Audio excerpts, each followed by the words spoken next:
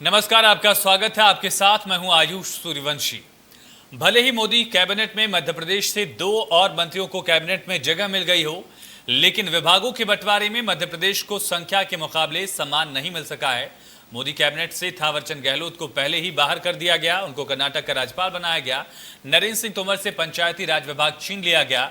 वहीं प्रहलाद पटेल से भी संस्कृति और पर्यटन जैसे अहम विभाग वापस ले लिए गए हैं।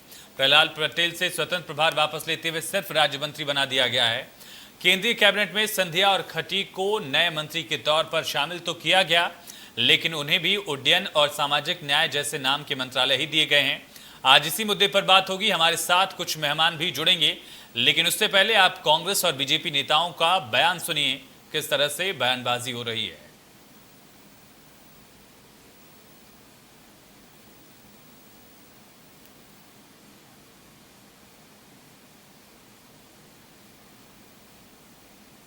केंद्रीय मंत्रिमंडल के विस्तार में मध्य प्रदेश की घोर उपेक्षा की गई है।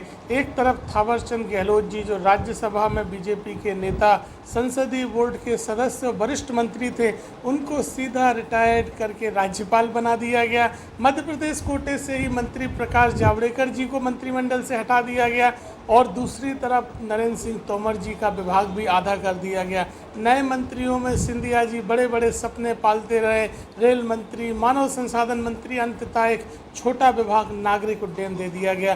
बीरेंद्र खटीक जी को भी एक हल्का विभाग दिया गया। इससे मध्य प्रदेश की संभावनाएं प्रभावित होंगी। केंद्र से मध्य प्रदेश को मिलने वाली सहायता भी कम मिलेगी। अब भाजपा के नेताओं को मध्य प्रदेश को अपना हिस्सा दिलवाने के लिए संघर्ष करना चाहिए, जिसने 29 में से 28 सीटें नरेंद्र मोदी जी को प्रधानमंत्री बनने के लिए दी हैं। स्वाभाविक था कि संख्या मंत्रियों की कम थी, मंत्रालय ज़्यादा थे, इसलिए एक मंत्री के पास में कई विभागों का काम था। जब मंत्रिमंडल का विस्तार हुआ तो उनके पास में कुछ विभाग बाकी लोगों को बंटवारे में चले गए। बहुत स्वाभाविक था, ये तो हो नहीं था, इसलिए उसमें कतई कोई कारण नहीं। दूसरी बात, किसी मंत्री का कोई डिमोशन नहीं हुआ। जिस मंत्री पद की शपथ ली थी उसी मंत्री के अंतर्गत वो हैं। तो ये सोचना कि किसी का कोई डिमोशन हुआ है, मुझे लगता है अन्यायपूर्ण होगा। चलिए, इसी पर चर्चा के लिए खास मेहमान हमारे साथ जुड़ रहे हैं। फिरोज सिद्दीकी साहब जुड़ चुके हैं कांग्रेस की तरफ से। फिरोज जी, बहुत स्वागत है आपका। और नेहा बग्गा जी भी हमारे साथ कुछ ही वक्त में जुड़ेंगी। फिरोज जी, बहुत स्वागत है। सवाल आपसे सर यही है कि आखिर विभागों के बंटवारे को लेकर सवाल उठने लगा है, जबकि विभाग मिल गए हैं। विभाग जब तक नहीं मिले थे तब तक ये कहा जा रहा था कि सिंधिया को जगह नहीं दी जाएगी। तो यानी कि सिर्फ सवाल करने के लिए सवाल करना है, विरोध करने के लिए विरोध करना है। नहीं, हमको विरोध करने के लिए विरोध नहीं करना है, ना ही सवाल करने के लिए सवाल करना है। क्योंकि ये सरकार का विषय है और हम विपक्षी दल हैं, तो सरकार के विषय पे विपक्ष हमेशा सवाल करता है। अब अगर हमने मध्य प्रदेश को लेके सवाल किए हैं कि हमको केंद्रीय कैबिनेट में मध्य प्रदेश का प्रतिनिधित्व कम है, जातिगत संतुलन की कमी है, तो हमने सवाल किए हैं, उसमें क्या दिक्कत है। और हम अगर उसमें सवाल कर रहे हैं तो भारतीय जनता पार्टी को जवाब देना चाहिए कि हमने जो जो सवाल किए। अब सिंधिया जी को तो आपने जो है ऐसा मंत्रालय पकड़ा दिया जो मंत्रालय खुद ही बिक रहा है। अब उनको तो बेचने के लिए मंत्रालय दिया है, तो ठीक है, अब मोदी जी हैं, मोदी जी की आवश्यकता है। हाँ, एक बात है जो रजनीश भाई कह रहे थे कि कई सारे मंत्रियों के ऊपर बड़ा बड़ा भार था। आपको 2014 में याद होगा कि नरेंद्र मोदी जी ने एक बात की थी कि मिनिमम गवर्नमेंट और मैक्सिमम गवर्नेंस, उसका उल्टा अब हो गया। 90% के लगभग आपने बर्थ भर दी है केंद्रीय कैबिनेट की, यानी मैक्सिमम जो है वो अब गवर्नमेंट हो गई है और मिनिमम गवर्नेंस हो गई है। इस बात को लेकर तो कांग्रेस ने सवाल उठाए हैं कि मोदी जी को बताना चाहिए कि वो तो पहले कहते थे कि हम कई मंत्रालयों को क्लब करके बहुत छोटा कैबिनेट रखेंगे, अब वो इतना बड़ा आकार का कैबिनेट क्यों बन गया। और सवाल हमने ये भी पूछा है कि जो कई दशकों से गुना संसदीय क्षेत्र जो था वो भारतीय जनता पार्टी के पास नहीं था। अगर भारतीय जनता पार्टी ऊर्जावान नए लोगों को लाना चाहती है, उनकी योग्यता के आधार पर लाना चाहती, तो डॉक्टर केपी यादव को लाना था, उनको भी बनाना था मंत्री। डॉक्टर केपी यादव को, जो उन्होंने 3 दशक पुरानी जो सीट थी जिसको भारतीय जनता पार्टी नहीं ले पा रही थी, उसको डॉक्टर केपी यादव ने 1.25 लाख के मार्जिन से जिता के दी। तो ये सवाल तो है, विपक्ष है, विपक्ष का काम है सवाल खड़े करना। हम तो मोदी जी की कैबिनेट को शुभकामनाएं देते हैं, ये आप सभी को शुभकामनाएं। उम्मीद करते हैं कि जिस तरीके से रोजगार के हालात हैं, जिस तरीके से महंगाई के हालात है, पेट्रोल डीजल की कीमतों को लेकर है, वैक्सीन की समस्या को लेकर है, कोरोना की समस्या को लेकर है, पोस्ट कोरोना की समस्या को लेकर है, इसको लेकर जो नए डिब्बे लगे हैं इंजन में, वो नए डिब्बे अच्छी तरीके से दौड़ेंगे। और नेहा जी हमारे साथ जुड़ चुके। नेहा जी बहुत स्वागत है। नेहा जी सवाल यही उठ रहा है कि आखिर नाम के मंत्रालय दे दिए गए हैं। थावरचंद गहलोत साहब के पास सामाजिक न्याय का मंत्रालय था, उनको वही विभाग दिया गया है खटीक साहब को, लेकिन जो पहले विभाग थे तोमर साहब के भी कम किए गए, प्रहलाद पटेल के भी विभाग कम कर दिए गए, स्वतंत्र प्रभार के मंत्री थे अब राज्य मंत्री बना दिया गया है। तो 29 में से 28 सांसद देने का जो नतीजा था, क्या ये था? देखिए आयुष जी, सबसे पहले तो मैं आपके चैनल के माध्यम से जो नवनियुक्त पूरा मंत्रिमंडल बना है उन सबको बधाई प्रेषित करना चाहती हूँ। और साथ ही जिस प्रकार से माननीय मोदी जी का एक ध्येय वाक्य था जो भारतीय जनता पार्टी अक्षरशः पालन कर रही है, सबका साथ सबका विकास और सबका विश्वास, उसको देखते हुए अगर आप पूरे मंत्रिमंडल पर नजर डालेंगे और स्पेसिफिकली अगर मध्य प्रदेश पर डालेंगे तो मध्य प्रदेश से नरेंद्र सिंह तोमर जी हैं, प्रहलाद पटेल जी हैं, वीरेंद्र खटीक जी हैं, ज्योतिरादित्य सिंधिया जी हैं। और ओवरऑल अगर आप देखेंगे तो एक बहुत खूबसूरत फूलों का गुलदस्ता बनाया है जिसमें भिन्न भिन्न रंग के फूल हैं और भिन्न भिन्न खुशबू है। सबके अपने अपने टैलेंट है, सबकी अपनी अपनी योग्यता है, सबका अपना अपना कैलिबर है, और उसको देखते हुए एक अलग किस्म का एक खूबसूरत सा गुलदस्ता तैयार हुआ है। मुझे लगता है कि कांग्रेस के प्रवक्ता या तो रटे रटाए आलोचना करने के लिए तैयार बैठे रहते हैं, उनके पास तथ्य नहीं होते, या उन्हें जानकारी का अभाव होता है कि मध्य प्रदेश से कितने लोग नेतृत्व कर रहे हैं, मध्य प्रदेश में किस प्रकार से महत्व दिया गया है। और ये केवल मध्य प्रदेश की बात नहीं है, क्योंकि ये कैबिनेट का विस्तार हुआ है, और कैबिनेट के विस्तार में आप ऐसी कैबिनेट आपने आजादी के बाद शायद पहली बार देखी होगी कि 26 राज्यों से ऐसा नेतृत्व लिया गया है जो सभी को सम्मिलित करके चलता हो, चाहे एससी हो, चाहे एसटी हो, चाहे ओबीसी हो, चाहे अल्पसंख्यक हो। और एक अच्छी खासी संख्या है, एससी के 12 लिए हैं तो एसटी के 8 लिए हैं, अल्पसंख्यक 5 लिए हैं, ओबीसी 27 हैं। और उसी प्रकार से अगर आप शैक्षणिक योग्यता भी देखेंगे तो शैक्षणिक योग्यता के स्तर पर भी डॉक्टर्स हैं, पीएचडी हैं, इंजीनियर्स हैं, अलग अलग किस्म के प्रोफेशनल्स हैं, सिविल सर्वेंट जो रहे हैं वो हैं। तो सबसे ज्यादा प्रयास ये है भारतीय जनता पार्टी का कि किस तरीके से एक अच्छा परफॉर्मेंस हो, किस तरीके से ग्राउंड पे जो अंतिम छोर के अंतिम व्यक्ति की जो विचारधारा पंडित दीनदयाल उपाध्याय, माना जाए कि जो बड़े मंत्रालय थे उस लायक मध्य प्रदेश में चेहरे नहीं दिखे हैं।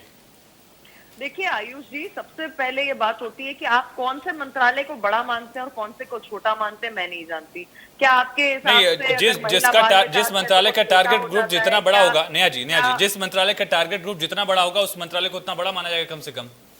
अगर नागरिक उड्डयन मंत्रालय और शिक्षा के कंपैरिजन करेंगे तो नागरिक उड्डयन मंत्रालय में कम टारगेट ग्रुप होगा। जी देखिए आयुष जी, पहली बात, कोई भी मंत्रालय छोटा और बड़ा नहीं होता।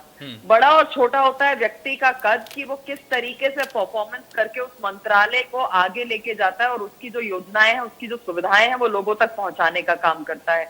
आप देखिए कि इस मंत्रिमंडल में आज आजादी के इतिहास के बाद ऐसा मंत्रिमंडल बना है जो इतना युवा भी है, जिसमें अनुभवी लोग भी हैं, और जिस तरीके से एक पूरा रोड मैप तैयार किया गया है वो आज तक के इतिहास में नहीं हुआ। ये पीवी नरसिम्हा राव जी ने एक बार प्रयास जरूर किया था कि अलग अलग तरीके का समीकरण बैठाया जाए, पर किस प्रकार की राजनीतिक मजबूरियां थी, किस तरीके का दबाव था, ये देश ने देखा है।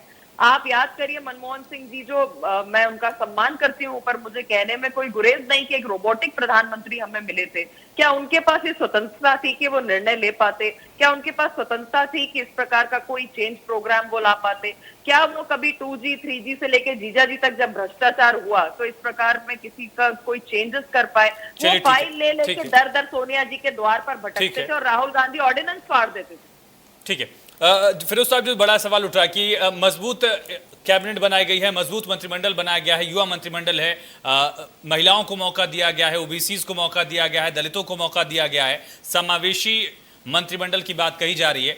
लेकिन बड़ा सवाल ये भी, आप धर्मेंद्र प्रधान को भी तो मध्य प्रदेश से ही गिनेंगे, उनको शिक्षा मंत्री का प्रभार दिया गया, एक बड़ा मंत्रालय उनको दिया गया, अब तक पेट्रोलियम का जिम्मा संभाल रहे थे, और बाकी जो मंत्री थे उन पर अतिरिक्त बर्डन था, उसको नॉर्मलाइज किया गया है क्योंकि पूरी कैबिनेट तब तक बनी नहीं थी, पूरा मंत्रिमंडल विस्तार नहीं हो पाया था, नए चेहरों को शामिल किया गया, प्रभार बांटे गए, जिम्मेदारियां बांटी गई। देखिए आयुष जी, मैंने आपसे वही सवाल किया था ना, अभी पिछली बार भी यही कहा था कि मोदी जी ने 2014 में कहा था कि जो मनमोहन सिंह जी की कैबिनेट है वो बहुत बड़ी है, और मैं चाहता हूं जो उनने एक विचार रखा था कि मिनिमम गवर्नमेंट हो और मैक्सिमम गवर्नेंस हो, लेकिन आज की जो उनकी कैबिनेट है मेरे ख्याल में 77 बर्थ भर चुके हैं वो, और 4 बर्थ खाली बची हैं, यानी मोर देन 90% वो अपने कैबिनेट का बर्थ अपना कैबिनेट कंप्लीट कर चुके हैं।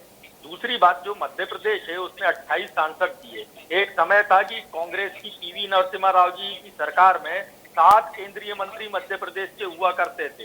ये मध्य प्रदेश को उन्होंने दिया था, छत्तीसगढ़ को भी मौका नहीं दिया उन्होंने, मध्य प्रदेश को भी ज्यादा मौका नहीं दिया, यानी एक जो प्रहलाद पटेल जी थे उनको और डिग्रेड कर दिया उन्होंने नीचे। तो ये सारे जो सवाल हैं, हमने मध्य प्रदेश के लोगों के लिए सवाल उठाए कि अगर ज्यादा से ज्यादा बड़े बड़े मंत्रालय मिलते तो नहीं फायदा होता। ठीक है, लेकिन फिरोज साहब कृषि मंत्रालय अपने पास मध्य प्रदेश के हिस्से में कृषि मंत्रालय है। अब मैं नेहा जी आता हूँ। मैं फिरोज साहब, कृषि मंत्रालय भी फिलहाल मध्य प्रदेश के हिस्से में ही अगर समझा जाए, तोमर साहब हैं, इसके अलावा धर्मेंद्र प्रधान को अगर शिक्षा मंत्रालय की जिम्मेदारी दी गई है, मध्य प्रदेश से राज्यसभा सांसद हैं, 2 तो बड़े कैबिनेट ही आ गए। अगर आप बड़े मंत्रालयों का सवाल करें तो 2 बड़े मंत्रालय हैं मध्य प्रदेश के हिस्से में। बाकी ये प्रहलाद पटेल साहब को नई जिम्मेदारियां भी सौंपी गई हैं। खटीक साहब को वो मंत्रालय दिया गया जो थावरचंद गहलोत साहब के पास था। धर्मेंद्र प्रधान, देखिए उनको स्वतंत्र प्रभार से राज्य मंत्री कर दिया गया प्रहलाद पटेल जी को, एक बात। दूसरी बात, जो धर्मेंद्र प्रधान जी है उनका राजनीतिक क्षेत्र मध्य प्रदेश नहीं है, उनका राजनीतिक क्षेत्र तो उड़ीसा है, लेकिन अगर उनको मध्य प्रदेश में दिया है तो आप उसको मध्य प्रदेश के कोटे में क्यों गिनते हैं? मेरा तो सवाल ये है कि 28 सांसद हमारे यहाँ से हैं, तो 28 सांसदों में एक बड़ा एक्सपेंशन हमको मध्य प्रदेश को मिलना चाहिए था। भारतीय जनता पार्टी ठीक है सिद्दीकी साहब, आपकी बात बिल्कुल ठीक है कि राजनीतिक क्षेत्र उनका नहीं है, लेकिन जब कैबिनेट एक्सपेंशन होता है तो उसमें राज्यसभा के सांसदों को भी तो कंसिडर किया जाता है, और उनका जो बजट होगा उसका इस्तेमाल धर्मेंद्र प्रधान साहब मध्य प्रदेश के लिए तो करते होंगे, ऐसा थोड़ी अपने गृह राज्य लेके जाते होंगे। देखिए एमपी लेड स्कीम का तो आप कहीं भी इस्तेमाल कर सकते हैं पूरे देश में, राज्यसभा के तो सांसद ज्यादातर कर देते हैं एमपी लेड स्कीम का। रही बात कि वो केंद्र के मंत्री हैं तो वो तो देश के मंत्री होगा, ये भी एक बात अलग हो गई। लेकिन भारतीय जनता पार्टी ये दम्भ भरती है कि जो मध्य प्रदेश भारतीय जनता पार्टी है वो सबसे बेहतर संगठन है पूरे देश भर में भारतीय जनता पार्टी का। तो अगर बेहतर संगठन है तो हम तो, आप कांग्रेस इसलिए बात कर रही है कि आप हमको एक बड़ा मंत्रालय देते, आपने सिंधिया जी को ऐसा मंत्रालय दे दिया कि एयर इंडिया बिक रहा है, एयरपोर्ट जितने थे वो सब बेच चुके, अब अकेला बचा है उनके पास director general civil aviation, rules regulations बनाते रहिए और वकालत करते रहिए। बाकी तो उनके पास कोई मंत्रालय, सोशल जस्टिस एक मंत्रालय दिया। हम तो चाहते थे कि बड़े बड़े भारी भरकम मंत्रालय मिलते, जिससे मध्य प्रदेश का आगे भविष्य आगे बढ़ता। मनमोहन सिंह जी की कैबिनेट में कमलनाथ जी के पास शहरी विकास मंत्रालय था, जिसकी वजह से आज मेट्रो है। 30,000 करोड़ रुपए उन्होंने दिए थे, जिसकी वजह से आज 4 लेन आपको पूरे मध्य प्रदेश में दिख रहा है। ऐसी सिंधिया जी के पास जो था वो ऊर्जा मंत्रालय था, उस समय का स्वतंत्र प्रभार मंत्री थे। हमारे मध्य प्रदेश को उन्होंने कितने ऊर्जा के स्रोत दिए। तो ये सारी चीजें नेहा जी सवाल उठ रहा कि जो कांग्रेस ने यूपीए 1 या यूपीए 2 को मध्य प्रदेश में दिया, बशर्ते उस समय इतनी सीटें नहीं थी कांग्रेस की जितनी आज भारतीय जनता पार्टी की हैं, 29 में से 28 सांसद आपके हैं, इसके बावजूद वो रिप्रेजेंटेशन मध्य प्रदेश को नहीं मिल पा रहा है जो कांग्रेस ने दिया। देखिए सबसे बड़ी बात है कि ये ट्रेन के डब्बे और इंजनों की बहुत बात कर रहे हैं ट्विटर पे भी और इनके प्रवक्ता आके चैनल्स पर भी।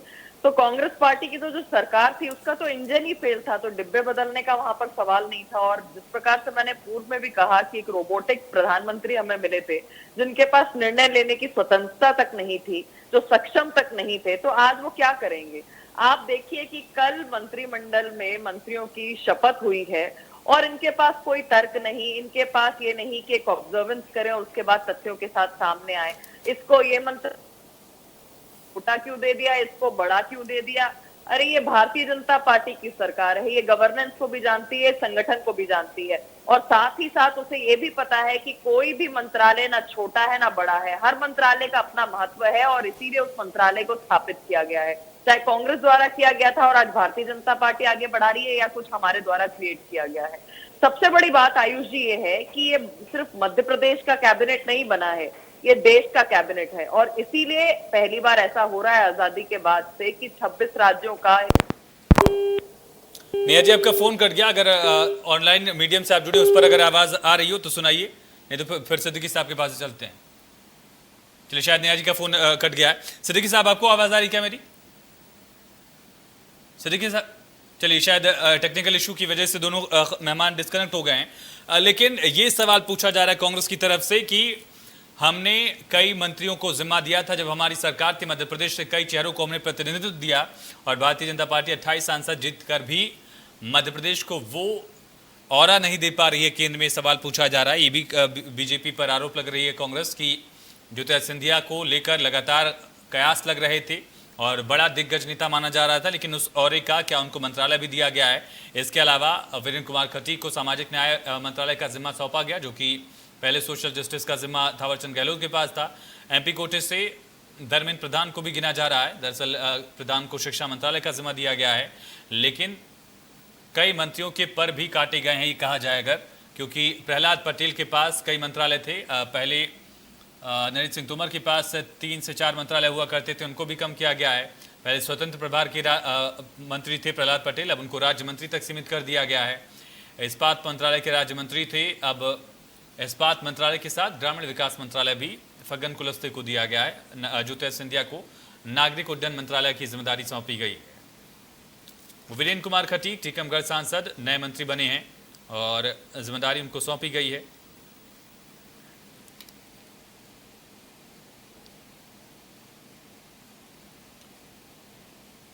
चलिए, एक बार बयान आपको सुनाएंगे किस तरह से बीजेपी कांग्रेस में बयानबाजी हो रही है और इसको लेकर आरोप प्रत्यारोप का सिलसिला शुरू हो गया है। कांग्रेस कह रही है कि मध्य प्रदेश को ऑरा नहीं दिया गया केंद्रीय कैबिनेट में, जिसका मध्य प्रदेश हकदार था, जो डिजर्व करता था मध्य प्रदेश। जबकि बीजेपी का कहना है कि कैबिनेट सबकी है और जिम्मेदारियां भी लगातार बांटी जा रही हैं। बयान सुनिए एक बार। केंद्रीय मंत्रिमंडल के विस्तार में मध्य प्रदेश की घोर उपेक्षा की गई है। एक तरफ थावरचंद गहलोत जी, जो राज्यसभा में बीजेपी के नेता, संसदीय बोर्ड के सदस्य, वरिष्ठ मंत्री थे, उनको सीधा रिटायर्ड करके राज्यपाल बना दिया गया। मध्य प्रदेश कोटे से ही मंत्री प्रकाश जावड़ेकर जी को मंत्रिमंडल से हटा दिया गया और दूसरी तरफ नरेंद्र सिंह तोमर जी का विभाग भी आधा कर दिया गया। नए मंत्रियों में सिंधिया जी बड़े बड़े सपने पालते रहे, रेल मंत्री, मानव संसाधन मंत्री, अंततः एक छोटा विभाग नागरिक उड्डयन दे दिया गया। वीरेंद्र खटीक जी को भी एक हल्का विभाग दिया गया। इससे मध्य प्रदेश की संभावनाएं प्रभावित होंगी। केंद्र से मध्य प्रदेश को मिलने वाली सहायता भी कम मिलेगी। अब भाजपा के नेताओं को मध्य प्रदेश को अपना हिस्सा दिलवाने के लिए संघर्ष करना चाहिए, जिसने 29 में से 28 सीटें नरेंद्र मोदी जी को प्रधानमंत्री बनने के लिए दी हैं। स्वाभाविक था कि संख्या मंत्रियों की कम थी, मंत्रालय ज़्यादा थे, इसलिए एक मंत्री के पास में कई विभागों का काम था। जब मंत्रिमंडल का विस्तार हुआ तो उनके पास में कुछ विभाग बाकी लोगों को बंटवारे में चले गए। बहुत स्वाभाविक था, ये तो हो नहीं था, इसलिए उसमें कतई कोई कारण नहीं। दोनों मेहमान कनेक्ट हो चुके हैं। नेहा जी, आप कुछ कह रही थी और जो सवाल था कि मध्य प्रदेश को ऑरा नहीं दिया गया। जी, मैं ये कह रही थी कि ये मध्य प्रदेश का मंत्रिमंडल विस्तार नहीं हुआ है, ये कैबिनेट है, ये यूनियन कैबिनेट है और जिस तरीके से चयन किया गया है उसमें देश में हमारे पास ऐसे 4 अलग अलग राज्यों के। चलिए, शायद फिर फोन कट गया है। सिद्दीकी जी के पास भी आवाज नहीं पहुंच पा रही है टेक्निकल इशू की वजह से, लेकिन इसको लेकर बयानबाजी का दौर लगातार जारी है और बयानबाजी इस वजह से क्योंकि कैबिनेट का विस्तार हुआ है, सिंधिया को शामिल किया गया। हालांकि ज्योतिरादित्य सिंधिया को लेकर लगातार सवाल कांग्रेस उठा रही थी कि ज्योतिरादित्य सिंधिया की गति बीजेपी में सही नहीं है। हालांकि कल जब तस्वीरें सामने आई, प्रधानमंत्री मोदी खुद सिंधिया से बात करते हुए देखे गए। पहली लाइन में बैठे हुए थे ज्योतिरादित्य सिंधिया और उसके बाद फोटो सेशन में भी पहली लाइन में ही ज्योतिरादित्य सिंधिया मौजूद रहे।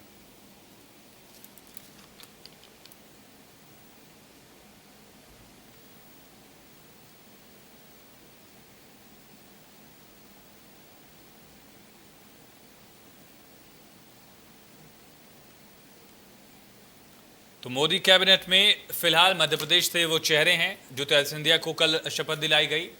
नागरिक उड्डयन मंत्रालय का जिम्मा नए मंत्री के रूप में वीरेंद्र कुमार खटीक ने भी शपथ ली। और नेहा बग्गा जी कनेक्ट हो चुके हैं हमारे साथ। नेहा जी, जल्दी से संक्षेप में आपका जवाब, क्योंकि वक्त कम है हमारे पास और फोन डिस्कनेक्ट हो गया था। किस तरह से देखा जाए, मध्य प्रदेश का प्रतिनिधित्व नहीं मिला, ये सवाल अभी भी बना हुआ है। आपका कहना है कि कैबिनेट पूरे देश के लिए होती है, इस वजह से फंड्स भी मध्य प्रदेश को बराबर ही मिलेगा, जिसका हिस्सा मध्य प्रदेश में होगा।